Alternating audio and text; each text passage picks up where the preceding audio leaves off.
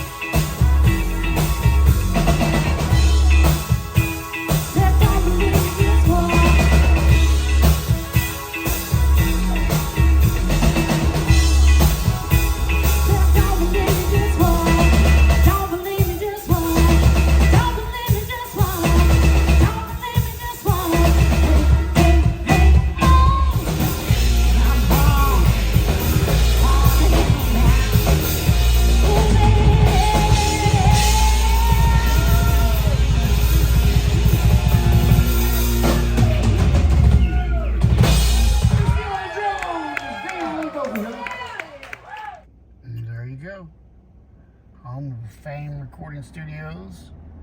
Pretty cool, right? All right, here it is.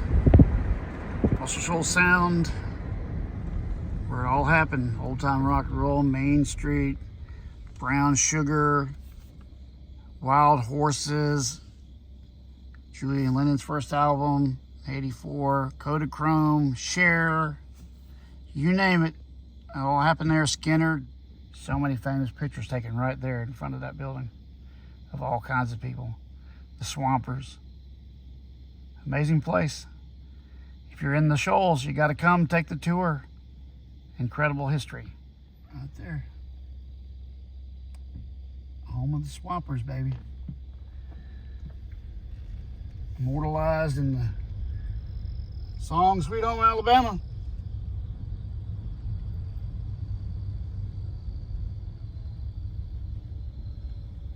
It's about 4:06 a.m. and I'm almost home from Flobama. We start at 10:30 there, and then we play at 1:40. So by the time we drive back home, it's 4:30 or so. By the time we get back to the house, it's pretty tough. And then add tomorrow to it, which is another same or roughly the same distance, maybe a little bit further tomorrow, about an hour and 15 to Leeds, Alabama, for this big retro show, which I haven't done one in about, I don't know, 8 weeks. And we're excited to do it, but gosh, you know, it's kind of hard at the end of on the 5th gig in a row, or 5th gig this week, 4th in a row, to do this last show. Just that's super high energy, and after a gig like this, it's tough. In fact, the other singer wanted out of this gig so that he could be in top form tomorrow. So we did a switch, and Dana got her chance there tonight, and she did killer. She did great. Really coming along, and that band, man, it's just amazing sometimes when a band like gets legs. It's kind of like, it just depends on the vibe of the band, and sometimes that vibe is immediate. Sometimes it takes years. It's crazy, but it's just the way it is. It's always different, especially multiple bands, you know. So we kind of just roll with it, with whatever. We just keep improving and gigging and rocking and keep going, and you just never stop. So Frank Zappa said this one phrase, it's don't stop, keep going. And that's pretty much what we do. I'm fixing to get some food, crash out, get up around probably 1 or 2 tomorrow. Gotta leave by about 4 to be there on time for sound check. Well, for loading at 6. It's a little bit more intensive setup. Most of the stuff's in the car already. Got a few things I gotta put in, but we're gonna switch back to electronic drums tomorrow night, which will be different. Been doing nothing but real drums for the last few gigs, so that has been different, and we gotta switch back. So we'll see how that is. My rig, you know, the ability for it to sound good to me depends on how much I can hear through the cymbals and everything else, and coming up with some ways to get around it, ways to open up my frequency space so I can hear better and allow me to hear my sound better. But I'm still not quite there. I've got the level problems tonight, and that's about 4 minutes of me jabbering at the very end of the night where I'm beat. So anyway, we'll catch you tomorrow on the way down.